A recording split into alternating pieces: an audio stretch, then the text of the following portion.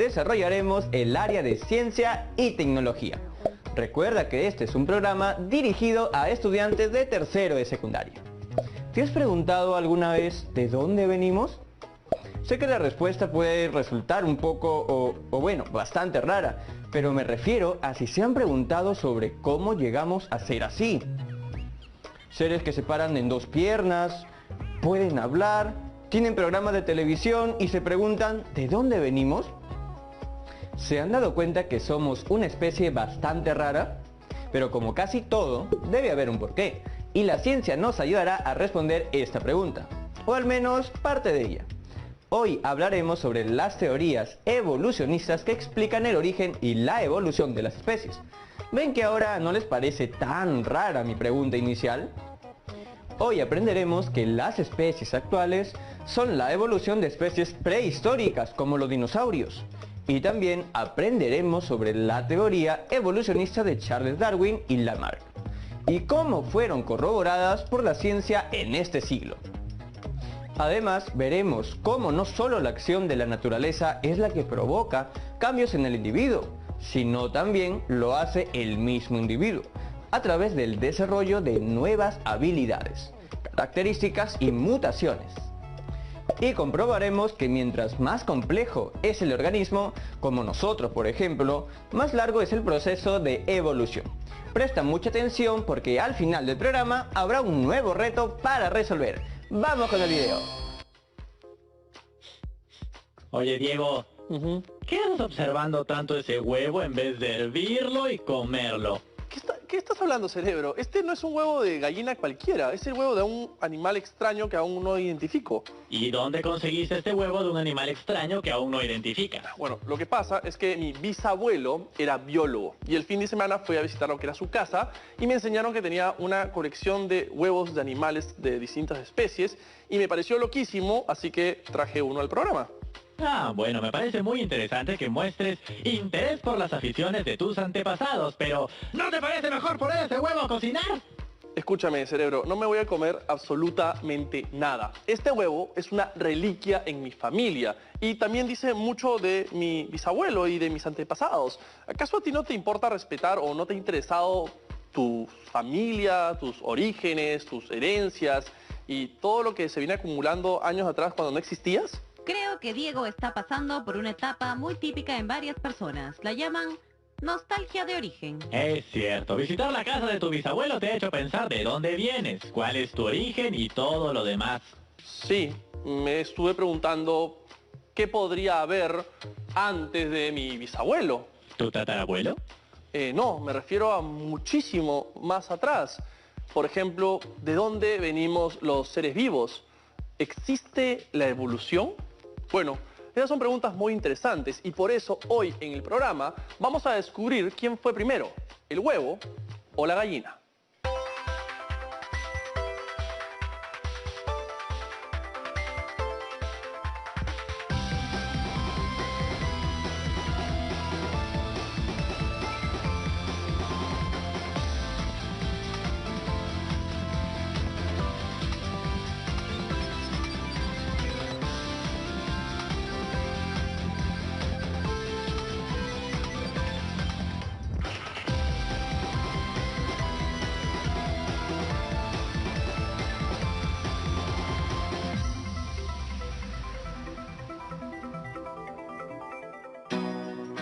¿Qué vino primero, el huevo o la gallina?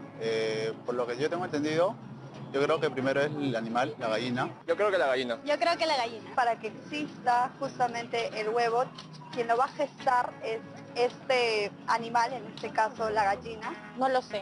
No sé, se me ocurre que puede que primero se haya generado el huevo y luego haya nacido el pollito, la gallina, no sé. Desde hace años el ser humano se pregunta por el origen de las cosas. ¿De dónde venimos todos nosotros?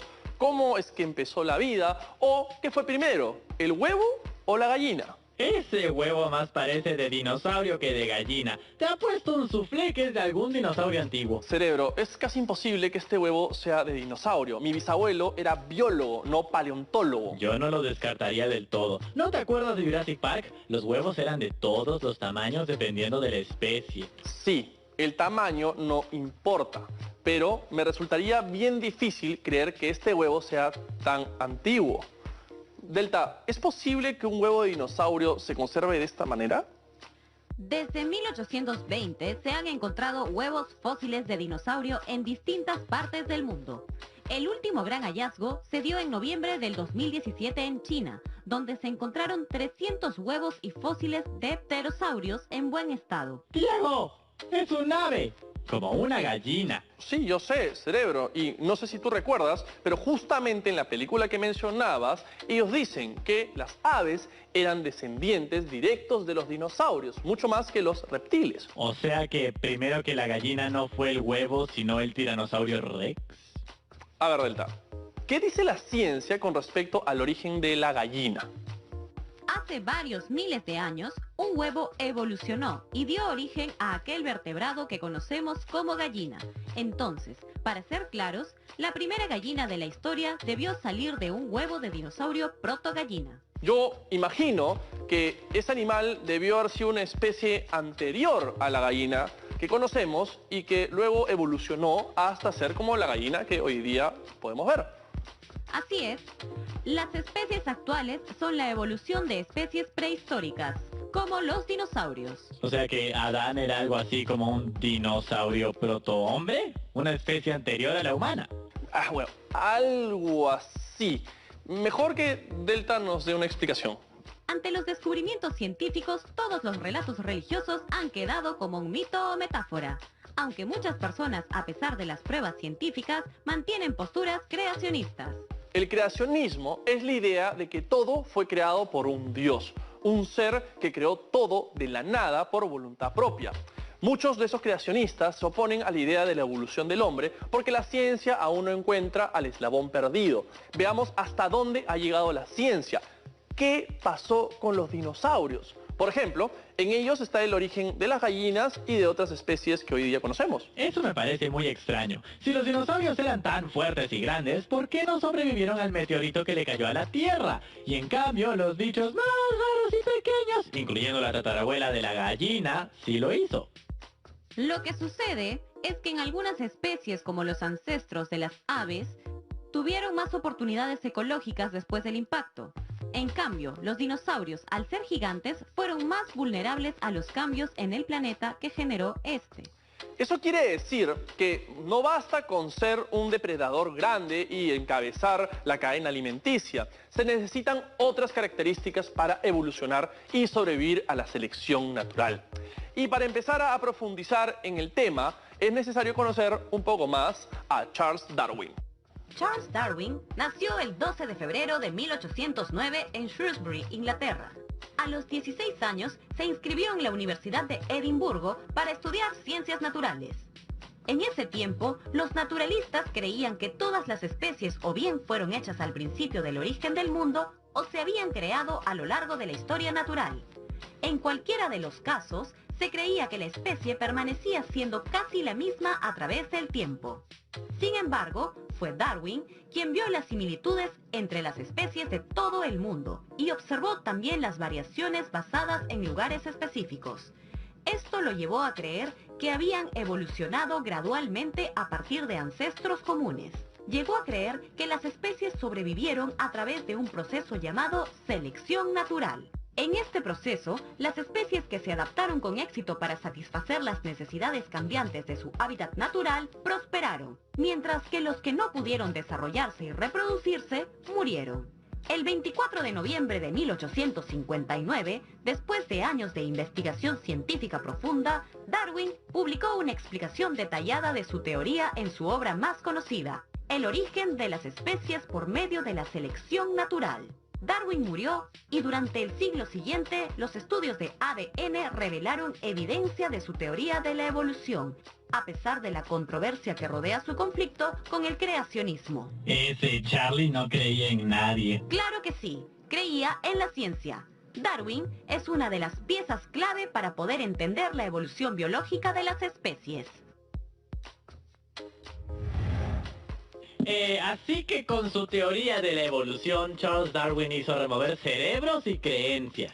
Bueno, como dicen, sigue siendo una teoría que aún no ha sido comprobada al 100%. Pero como se dice, en la ciencia las respuestas únicas y definitivas no existen, sino que existen las nuevas preguntas. Entonces aquí va otra nueva pregunta. Si en la naturaleza todo evoluciona, ¿eso quiere decir que no solo los animales, sino también las plantas y hasta las piedras lo hacen? Un ejemplo, por ejemplo, de evolución sería el que me contó mi abuelo, y es el de los osos polares. El oso original tenía pelo marrón, pero como pasa en la naturaleza, en algún momento hubo una mutación y nació uno con pelo blanco. Un oso albino. Así es. Y ese pelo blanco le sirvió a ese oso mutante para sobrevivir y ser el que más posibilidades de comida y reproducción tuviese en la nieve, debido a que podía camuflarse y sus presas no lo veían. El que mejor se adapta a su entorno sobrevive. Qué pena que los dinosaurios no supieron hacer eso. Y ahora, ¿qué les parece si hacemos un pequeño viaje al pasado? Lo que vamos a hacer es conocer el Museo de Historia Natural.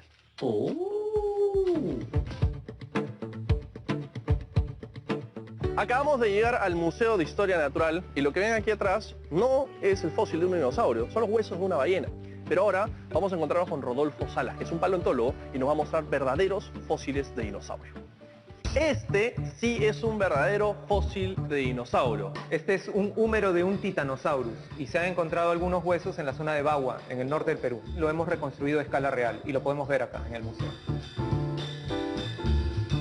Esta es la réplica que han reconstruido a partir del fósil que encontraron de húmero, ¿no es cierto? Así es. ¿Hay muchos fósiles en el Perú o no es común encontrar fósiles? De dinosaurios no es tan común. Si queremos ver huellas de dinosaurios, sí hay bastantes en el Perú. ¿Y qué tipo de dinosaurios hay en el Perú? Habían Titanosaurus, otros dinosaurios carnívoros también, habían dinosaurios picos de pato. Estos se han reconocido a través de las huellas. Y hay huellas gigantescas. Por ejemplo, una huella mide 70 centímetros, más o menos, Ya. en la zona de Antamina. Más o menos. Sí, Esta huella de este dinosaurio será así. Y miren el tamaño. claro. Y el otro dinosaurio era un carnívoro, además. Ya. Así que imagínate, era más grande posiblemente que el mismo tiranosaurio Rex.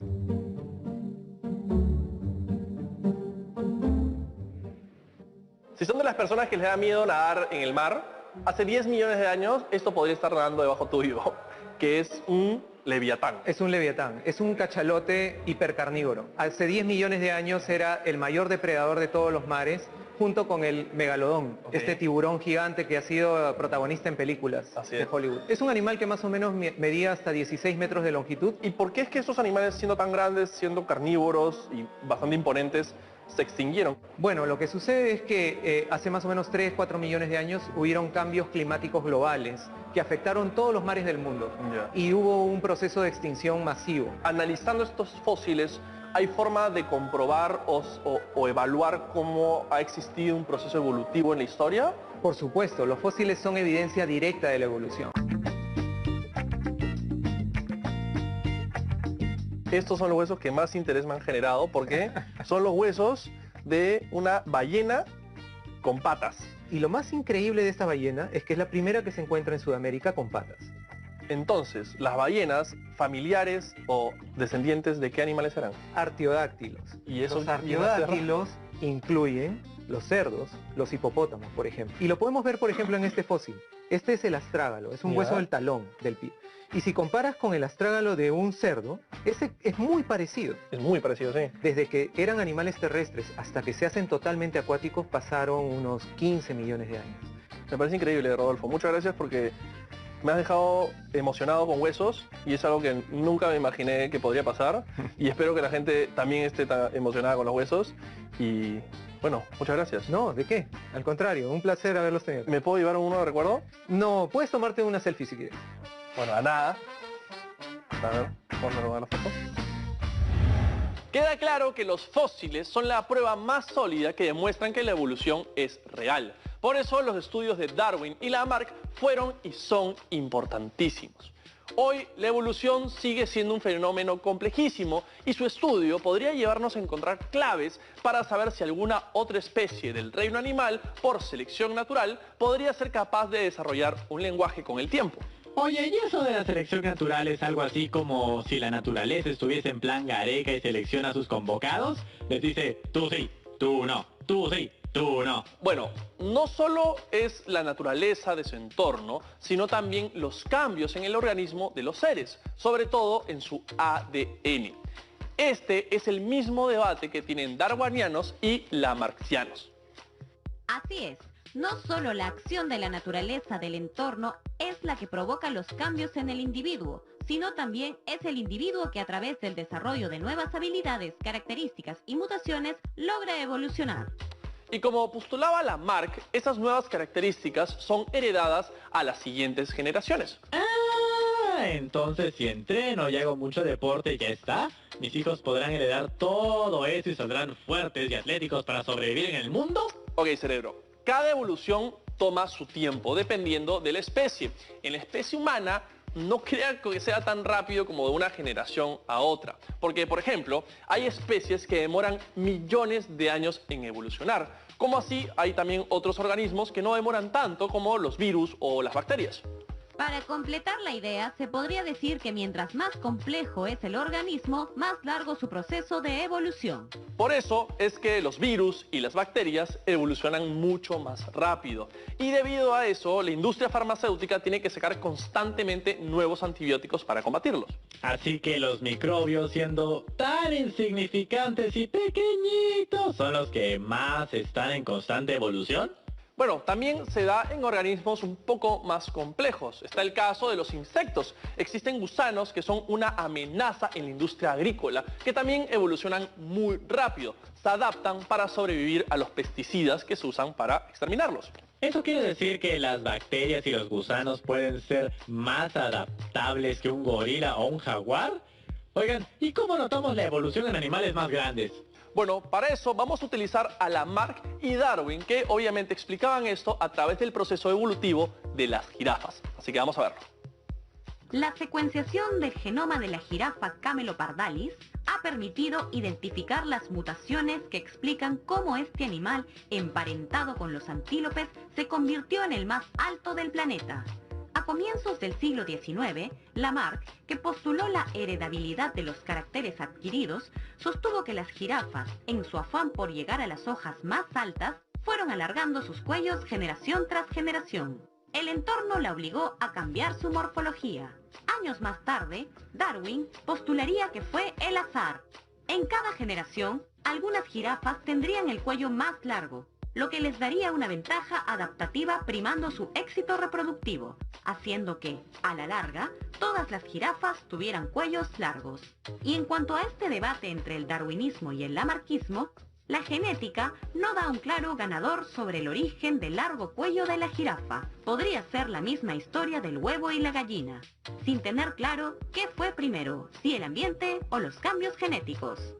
Con suficientes cambios genéticos, surgen nuevas especies y una gran parte de ellas es producto de la selección natural. Sin embargo, también el azar o la deriva genética pueden lograr transformaciones. Entonces puede que tanto Darwin y Lamarck estén en lo correcto. Puede que sí, cerebro. ¿Y qué les parece si ahora que ya sabemos de dónde vienen las gallinas, las jirafas, los dinosaurios y los microbios, me ayudan a saber de dónde vino mi bisabuelo? Buena pregunta, porque no creo que haya nacido de ese huevo. Su bisabuelo no, pero quizás un antepasado sí. Y poniéndonos así bien camiseta, ¿de dónde salieron los primeros peruanos? Bueno, ya que el Perú como república recién va a cumplir el bicentenario, asumo que tu pregunta en realidad va por ¿cuál fue el primer humano que habitó estas tierras? Exacto. ¿Qué hubo antes del señor de Zipán, la momia Juanita y toda esa gente? Bueno, existe un proyecto muy interesante de investigación que consiste en reconstruir la historia de los pueblos a nivel genético. Y eso es lo que vamos a ver en el siguiente bloque. Vamos a ir a buscarlos.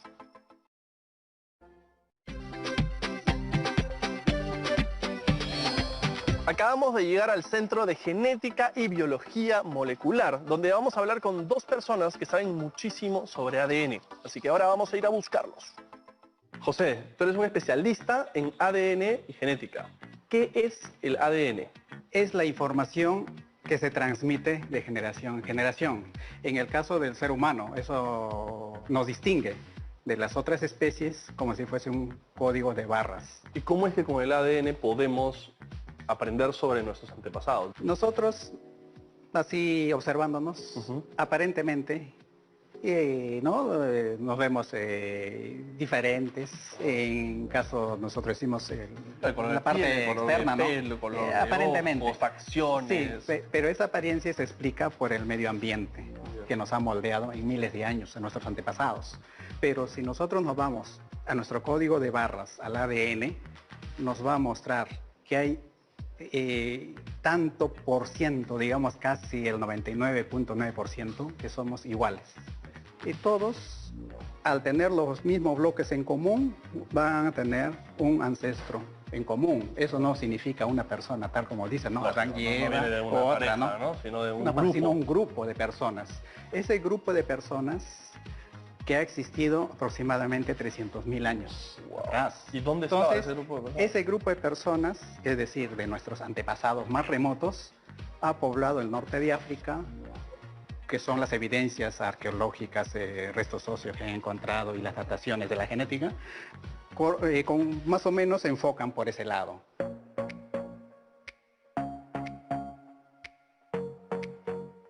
Todo parte de aquí, ¿no es cierto? De África. Así es. Desde aquí salieron los primeros humanos que fueron poblando el mundo durante miles de años, mezclándose en distintas culturas y en distintos lugares, para finalmente ir avanzando durante ¿cuántos años y más o llegar menos? hasta el continente americano, que es reciente, ¿no? De hace 15.000 años. 15.000 años, pero esto inició ¿hace cuánto? Alrededor de 100.000 años o más. Esa oleada migratoria que sale de África. Ya. Pero que ya hay evidencias arqueológicas de una población que existió hace 300.000 años. Y gracias a un consorcio de grupo de investigadores de diversos centros de investigación del mundo, es que se ha llevado a plasmar el mapa genealógico de la humanidad, y plasmado en el proyecto llamado Genográfico, que justamente lo va a explicar ahora el colega Ricardo Fujita.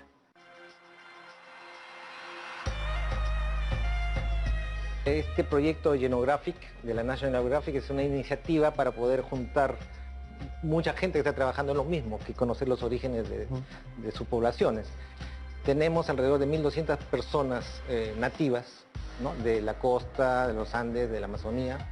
Le hemos hecho el ADN y hemos comenzado a hacer los estudios comparando con los peruanos, comparando con bolivianos, con brasileños y ecuatorianos. Para ver qué compartimos en común todos nosotros. Es como un estudio de paternidad, pero no entre dos individuos, sino entre pueblos. Toda esa información que no está en los libros, ustedes la logran conseguir a través escrita en el ADN. En el ADN. Entonces, una vez que tenemos esa información, comparamos bases de datos del mundo. También tenemos algún tipo de información que es interesante, que puede saber qué contenido tenemos de Neandertal y Denisovano. Todos los seres humanos de cualquier origen geográfico tenemos una diferencia de 0.1%, que eso no es nada. Pues cada vez que vean a alguien en la calle, saben que son 99.9% parecidos. Y creo que con ese mensaje nos quedamos. Nos vemos en el set. Gracias, Ricardo. Gracias. Diego, con este estudio genético podríamos saber el origen de todos, inclusive de ese huevo, porque hasta ahora ya se acaba el programa y no sabemos si es de gallina, dinosaurio o de humano. Bueno, de humano creo que es imposible. No hay ningún humano que ponga huevos así. Si volvemos millones de años atrás, sería posible. Claro, porque todos en algún momento, humanos, gallinas, dinosaurios, tuvimos un mismo origen, ¿no es cierto? Exacto. Y no solo abarca el reino animal. O sea, ¿te refieres a que todos los seres vivos, como animales, insectos, plantas o bacterias, tienen un mismo origen, un mismo padre? Así es. Se llama Luca. ¡Luca! Como tu sobrino Diego, el que vive en la casa del bisabuelo, ¿no es verdad? Sí, pero no creo que se refiera a mi sobrino. ¿A qué te refieres, Delta? Luca no es un humano. Son las siglas en inglés de Last Universal Common Ancestral. Y eso quiere decir el último ancestro común universal, ¿no es cierto? Sí. Todos los seres vivos del planeta poseen un patrimonio genético común. Los humanos, por ejemplo, comparten más del 99% del genoma con los chimpancés, pero también la mitad con los plátanos. Esto ha permitido a los expertos deducir que la vida en la Tierra tiene un único antepasado para todos los organismos que la habitan, desde las bacterias hasta las ballenas. O sea, primero no fue ni el huevo ni la gallina, sino Luca. Bueno, y gracias a las teorías evolutivas hemos descubierto que todas las especies están más conectadas de lo que pensábamos. Si bien nos distinguimos entre nosotros, tenemos un origen común. Y entendiendo nuestro origen y la evolución, podemos entender cómo cuidar de nosotros, de cada especie y también de nuestro planeta. Bueno, ¿vas a abrir ese huevo o no? Quiero saber qué hay allá adentro. No lo voy a abrir, pero tengo una buena manera de determinar de qué es. Delta, ¿podríamos analizarlo? Por supuesto, Diego. Ok, deja que te mande la información. Y listo. Recibida. Escaneando. No es un huevo de dinosaurio, ni de gallina. Es de chocolate. ¡Te dije que lo peles y lo comas! Asumo me vas a invitar. No, cerebro, porque a pesar de haber sido un poco estafado por mi familia, creo que es mejor tenerlo así, ¿no? ¿Qué? Pero, Diego, espera. Entonces, ¿quién fue primero, el chocolate o el cacao? ¿El conejo o la Pascua? Bueno, cerebro, creo que esas son preguntas para un próximo programa de Ciencia en Esencia. Eso fue todo por hoy. Nos vemos. Espera, ¿En verdad te lo quieres comer? ¿Te vas a llevar? ¡Claro que sí! Ponlo en el frasco. Pero tiene como algo encima. ¡Ponlo en el frasco! ¡Ponlo! ¿Lo meto en tu frasco? Oh, sí. Vamos. ¿Qué les pareció? Es realmente sorprendente cómo los restos fósiles son una de las pruebas más sólidas para comprobar que la evolución es real. Restos fósiles de dinosaurios como el Leviatán, un cachalote hipercarnívoro, el mayor depredador que vivió hace 10 millones de años junto con el megalodón, un tiburón gigante y que probablemente son antepasados o se relacionan a las especies que aún existen hoy. Por eso, los estudios de Darwin y Lamarck son importantísimos, porque nos acercaron a entender por qué las especies son como son, y que además van cambiando o evolucionando a lo largo del tiempo. Como hemos visto, hay especies que demoran millones de años en evolucionar, pero otras, como los virus y bacterias, pueden demorar días. Como seguro ya eres una experta o experto en la evolución, es momento de poner manos a la obra con el siguiente reto. Explica a tus compañeros, amigos o familiares el porqué de la discrepancia de las teorías de Darwin y Lamarck, que explican la evolución de la jirafa, el animal más alto del mundo. Asimismo, comenta a tus compañeros, amigos y familiares en qué consiste el proyecto genográfico de la National Geographic, para qué sirve y cómo ayuda el análisis del ADN de las personas. No te olvides de registrar tus evidencias de aprendizaje en el portafolio.